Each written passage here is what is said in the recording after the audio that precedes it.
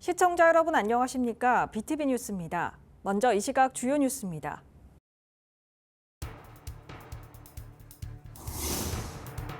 중고 스마트폰의 배터리 성능을 조작하거나 중국산 부품으로 바꿔치기해 유통해온 일당이 덜미를 잡혔습니다.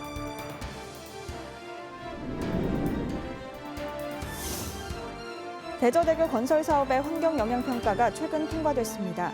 7년째 중단됐던 사업이 급물살을 타면서 이르면 6월 착공에 들어갈 걸로 보입니다.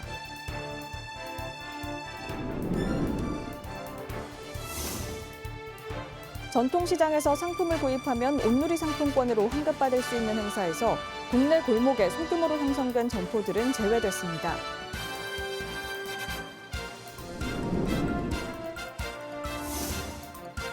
휴일 부산에서는 오피스텔과 다세대 주택 화재로 10명이 다치고 19명이 구조되는 등 겨울철 크고 작은 화재 사고가 잇따르고 있어 주의가 요구됩니다.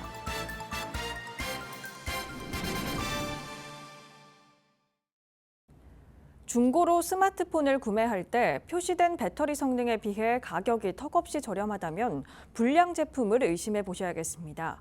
배터리 성능을 조작하거나 중국산 부품으로 바꿔치기해 유통해온 일당이 덜미를 잡혔습니다. 박지한 기자입니다. 새 제품과 대비해 표시되는 실제 배터리 양입니다. 83%로 표시되던 배터리가 조작을 통해 새 것과 다름없는 100%로 둔갑합니다. 중고 스마트폰의 배터리 용량을 조작하는 수법 등으로 10,000대가량의 기기를 팔아넘겨 35억 원 상당을 챙긴 일당이 무더기로 경찰에 적발됐습니다. 스마트폰의 배터리 성능을 조작하거나 중국산 짝퉁 부품으로 조립된 중고 스마트폰을 만들어 시중에 10,000대 상당을 유통하고 정기적 충격을 가해 제조사 자체 결함인 것처럼 무상 교체받아 시중에 재판매하는 수법을 취했습니다. 총책 30대 A씨 등은 2020년 1월부터 지난해 3월까지 중고 스마트폰의 액정 등을 밀수한 가짜 부품으로 바꾸고 배터리 성능 수치를 90% 이상으로 조작해 되팔았습니다. 한 대당 평균 40만 원 상당을 챙겼습니다. 현직 서비스 센터 기사도 동원됐습니다. 6명에게 돈을 주고 보증기간이 지난 기기 부품을 무상 교환했습니다. 스마트폰의 경우에 제조 연도가 있는데 제조 연도가 상당히 경고하였음에도 불구하고 성능이 뛰어난 것으로 보이는 경우에는 의심을 할 필요가 있습니다. 경찰은 총책 A씨 등 3명을 구속하고 중국 밀수입책과 수리 기술자 등 공범 25명을 불구속 입건했습니다. 경찰은 스마트폰 제조사에 배터리 성능 조작이 가능하다는 사실을 알리고 개선 등을 요청했습니다. BTV 뉴스 박찬입니다. 대저대교가 착공을 눈앞에 두고 있습니다. 진통을 겪었던 환경영향평가가 통과됐기 때문인데요. 환경훼손 논란으로 중단된 지 7년 만입니다. 이르면 오는 6월 첫 삽을 뜰 것으로 보입니다. 장동원 기자입니다. 지난 2010년 예비 타당성 조사를 통과한 식만 사상간 연결도로. 14년 만에 사업이 이루어집니다. 사상구 삼락동과 강서구 식만동을 연결하는 8.24km 4차선 도로로 이 중 1.9km 대저대교 구간이 수년간 진통을 겪어왔습니다. 2016년 노선이 확정됐지만 철새 도래지를 관통하는 탓에 환경훼손 논란이 불거졌습니다.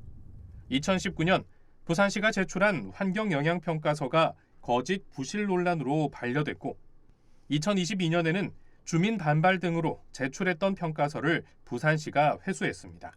이후 부산시는 철새 비행을 방해하지 않기 위해 교량 높이를 48m에서 24m로 낮추고 첨탑 형태를 평면교 형태로 수정했습니다. 또 삼락생태공원의 25만 제곱미터, 대저생태공원의 74만 제곱미터 철새 대체 서식지를 조성하겠다는 계획을 내놨습니다. 지난해 9월 낙동강유역 환경청에 다시 제출된 환경영향평가서가 지난 17일 통과되면서 사업 중단 7년 만에 급물살을 타결됐습니다. 공정한 환경영향평가를 호소하며 3개월 넘게 노숙농성을 이어갔던 환경단체는 곧바로 반대 의견을 냈습니다. 부산시가 제시한 대체 서식지는 다른 종을 내쫓는 꼴인데다 교통량 예측 등도 모두 엉터리라며 대저대교 건설 재검토를 요구했습니다. 예비 타당성 조사 받은 게 이게 10년이 지났습니다. 뭐 교통량 예측이라든지 이게 다 엉터리였다는 게 이미 증명이 되는데 그대로 진행하게 되면은 자연 파괴는 차치하고라도 그 예산마저 낭비하는데 이런 이의 신청도 해야 될 거고 그리고 뭐 이런 과정 다 통과한다 그러면 최종적으로는 사법부에서라도 진위 여부를 가려달라.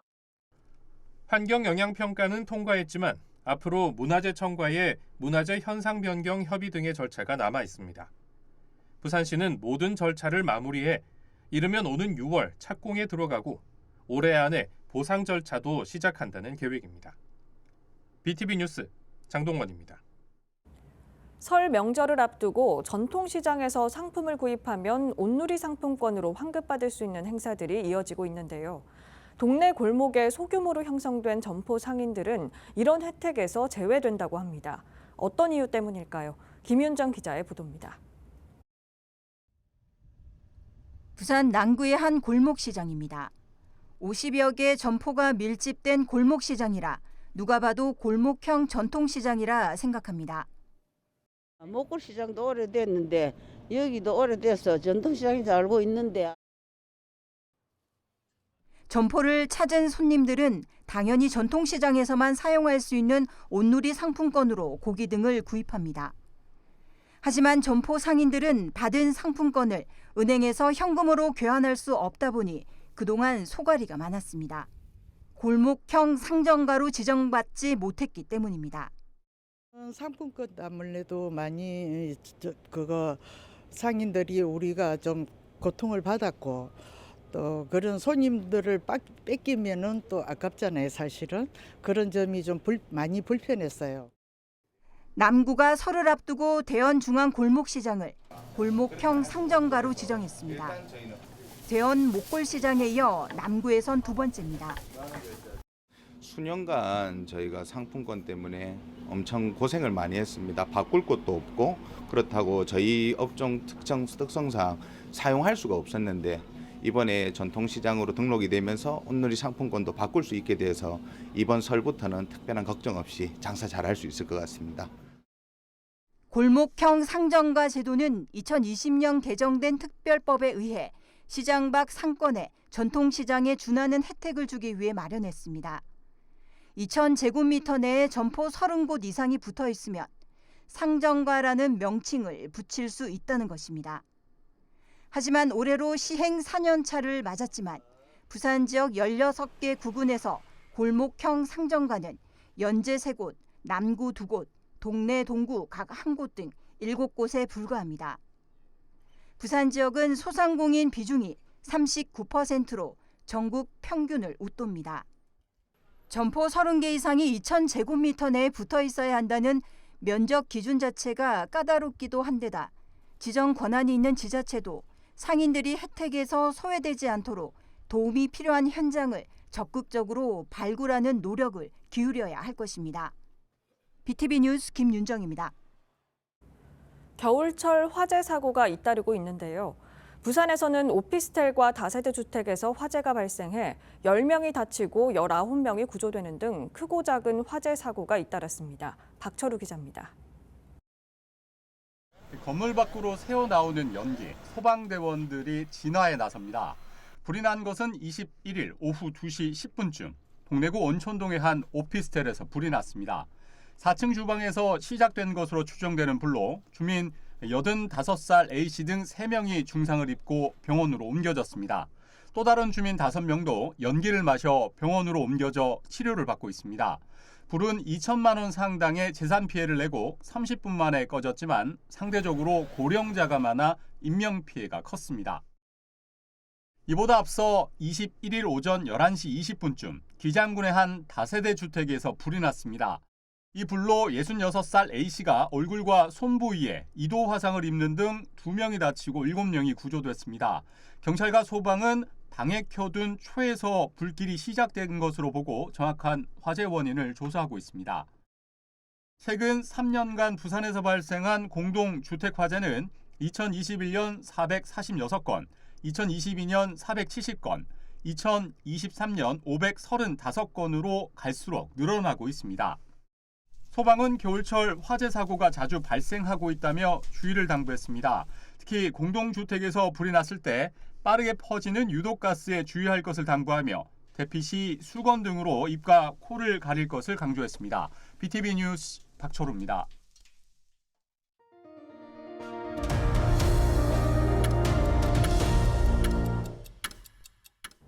제58차 대한민국 시도지사 협의회 임시총회가 지난 22일 오전 한국프레스센터에서 개최됐습니다.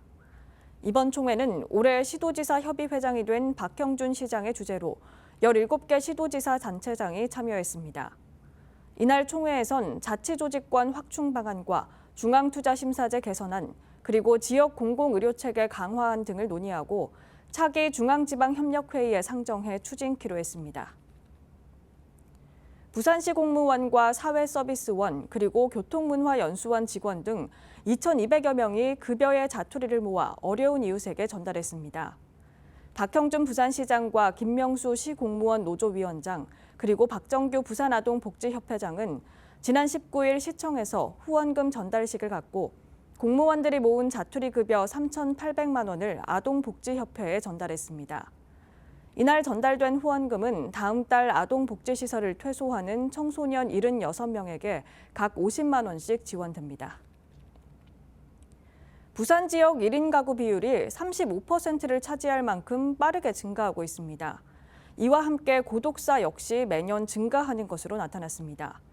이들의 사회적 고립을 막고 복귀를 돕기 위해 세대별로 부산형 복지 공동체 만들기가 추진됩니다. 박재한 기자입니다.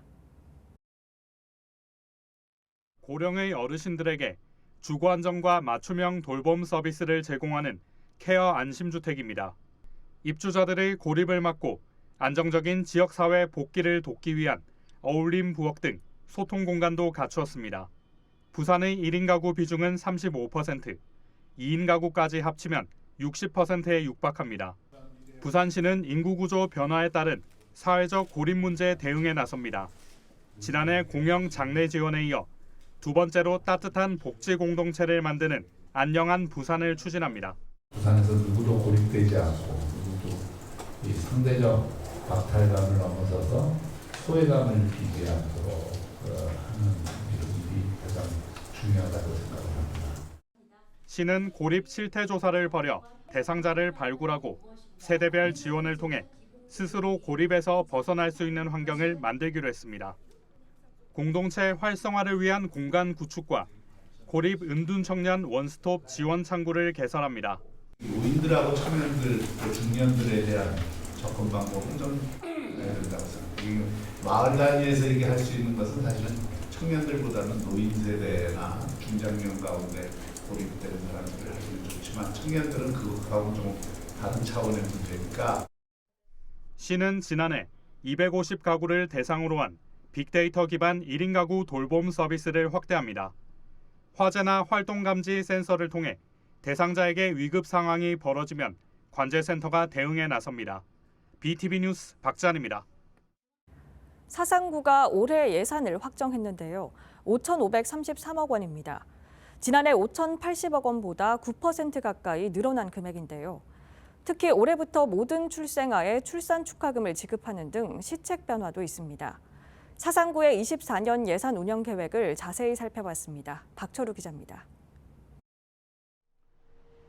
5,533억 원, 사상구가 올해 쓸 구 예산입니다.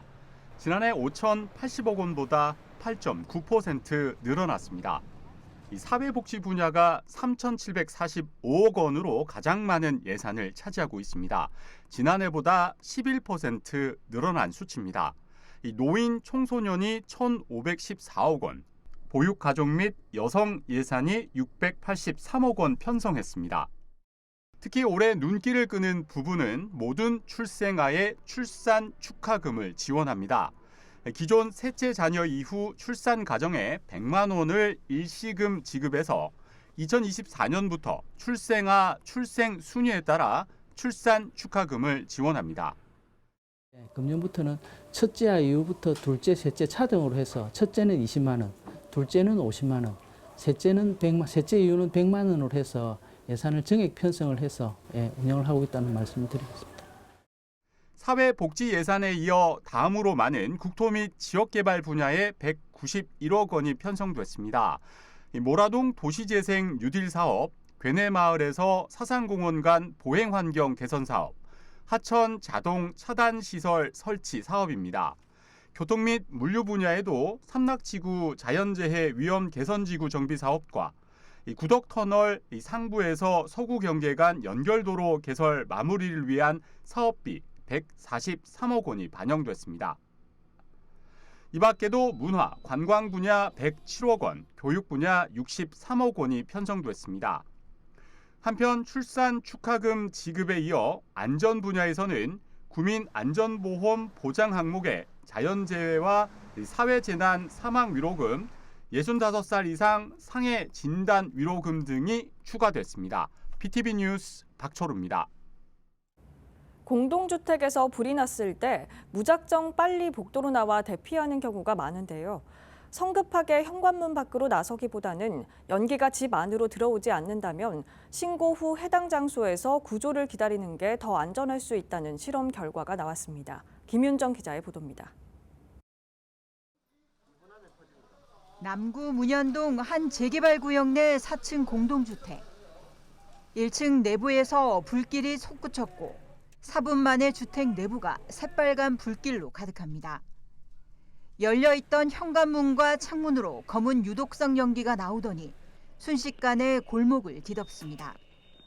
부산 소방재난본부가 아파트 화재 대피 방법을 위한 화재 재현 실증 실험을 언론에 공개했습니다.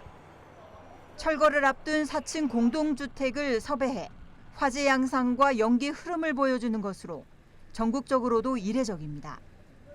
실험은 빌라 1층에 실제로 불을 낸 뒤 현관문과 창문을 열어둘 때와 닫아둘 때 하염과 연기 확산이 어떤 차이를 보이는지 확인했습니다. 그 결과 불이 난 1층 현관문 등을 닫고 대피한 경우 2층을 제외한 3, 4층에는 연기가 실내로 유입되지 않았습니다. 또 문이 닫힌 1층 화재 현장에서도 산소 공급이 중단되면서 10분도 되지 않아 화염이 줄어들었습니다. 반면 문을 열어두고 대피한 경우 불이 번지는 시간도 짧았고 연기도 급속도로 외부로 퍼져나가 옥상까지 치솟았습니다. 시간이 지날수록 불길은 더욱 거세져 화염이 외벽을 타고 위층으로 번졌습니다. 문을 열어놓고 대피를 하게 되면은 조금 전에 이쪽에 좌측에 있는 이 집처럼 열과 연기가 그대로 계단이라든지 이렇게 외부로 분출한다는 거죠. 열린 공간으로 산소가 끊임없이 유입되면서 불길을 키웠기 때문입니다. 무조건 피난하고 해서 먼저 사안을 판단하고 다음에 행동하고라로 이렇게 바꿨죠. 또 화재 시 불보다 연기 흡입이 오히려 인명피해를 일으키는 위험 요인이라며 상황 판단 후 행동할 것을 강조했습니다. 이제 피난 계단에 연기가 올라오고 있음에도 불구하고 이제 사람들이 그 불안감을 참지 못하고 대피를 한다는 거죠. 그래서 이제 그 연기로 인한 일산화탄소 중독으로 인한 이제 사망 사고가 거의 대부분입니다. 연기가 세대 내로 들어오지 않는다면 119에 신고하고 해당 장소에서 구조를 기다리는 게 바람직하다고 당부했습니다. BTV 뉴스 김윤정입니다. 더불어민주당 부산시당 총선기획단이 1차 공약을 발표했습니다. 민주당은 지역 의석 절반을 확보한다는 목표로 현안 사업에 조속한 추진 의사를 표명했습니다. 한편 지방분권균형발전 부산시민연대도 같은 날 전국회의를 열고 이번 총선에서 각 정당이 지방분권균형발전 정책의제를 공약으로 채택할 것을 촉구했습니다. 총선 관련 소식 김석진 기자가 정리했습니다. 더불어민주당 부산시당 총선기획단은 이번 총선에서 지역의석의 절반인 9석 확보를 목표로 정했습니다. 이를 위해 내민 첫 공약은 크게 3가지. 남북권 경제수도 부산 건설과 불경 메가시티 구축, 민주당표 부산 발전을 완수하겠다는 겁니다. 유능한 정책 정당으로서의 면모, 그리고 부산의 미래를 그 시민의 역량이나 이런 것들을 모아가면서 비전을 제시하면서 만들어가는 또 대한 정당으로서의 면모를 만들어가기 위해서 민주당은 먼저 한국산업은행과 수출입은행 등 공공기관 이전 완료를 공약했습니다. 하지만 취재진이 국회에서 다수 의석을 차지한 민주당이 산업은행 이전도 결정하지 못한 상황에서 수출입은행 이전까지 공약을 내건 구체적 실행 전략을 묻자 이렇게 답했습니다. 민주당은 이것이 국민의힘 탓이다, 민주당의 탓이다를 떠나서 부산에서 하나의 목소리로 22대 국회에서는 민주당과 국민의힘이 이 과제를 반드시 실현하자라는. 민주당은 또 부전, 마산, 복선 전철과 부산, 양산, 울산을 잇는 광역철도 건설을 앞당기겠다고도 밝혔습니다. 이 밖에도 가덕도 신공항 건설공단 출범과 신공항 2단계 확장 계획을 수립하고 북항 재개발 사업과 경부전 철도 지하화 사업의 빠른 추진도 공약했습니다. 한편 이날 지방분권 균형발전 부산시민연대도 시의회에서 지방분권 전국회의를 열었습니다. 광주와 제주, 세종 그리고 대구 경북의 대표들이 참석해 기자회견을 갖고 각 정당과 후보가 지방분권 균형발전 정책 의제를 공약으로 채택하고 실행해 줄 것을 촉구했습니다. 총선에서 지방분권과 균형발전의 주요 정책이 부산, 울산, 경남, 광역연합을 비롯한 전국의 행정체의 개편이라든지 산업은행 이전을 비롯한 2차 공공기관 이전과 같은 주요한 과제가 공약으로 채택되고 실행하도록. 시민연대는 총선에 앞서 각 정당과 후보자들에게 질의서를 보내 공약 채택을 촉구하고 그 결과를 유권자에게 제공할 계획입니다. BTV 뉴스 김석진입니다. 부산시민도서관은 2월 한 달간 매주 화요일 성인 20명을 대상으로 사랑 예술을 만나다를 주제로 인문학 특강을 운영합니다. 특강은 부산대 여성연구소 연구원들의 재능 기부로 진행되며 2월 6일 신화와 윈담 속 사랑, 13일 관습과 제도 속에서의 사랑 등 4회에 걸쳐 진행됩니다. 수강 희망자는 23일 오전 10시부터 시민도서관 홈페이지를 통해 선착순으로 신청하면 됩니다. 부산 근현대 역사관은 오는 1월 28일 오후 2시 인문학 복합문화공간 별관에서 작곡가 배경호 평전 북콘서트를 개최합니다. 이번 행사는 일부 작곡가 배경호의 삶과 음악을 주제로 인문학 강연에 이어 2부에서는 백 선생과 오랜 인연을 맺어온 소리꾼 장사익 선생이 동백아가씨를 들려줄 예정입니다. 고 배경호 선생은 부산 서구 출신으로 국민가요인 동백아가씨 등 수많은 히트곡을 남긴 대중가요 작곡가입니다.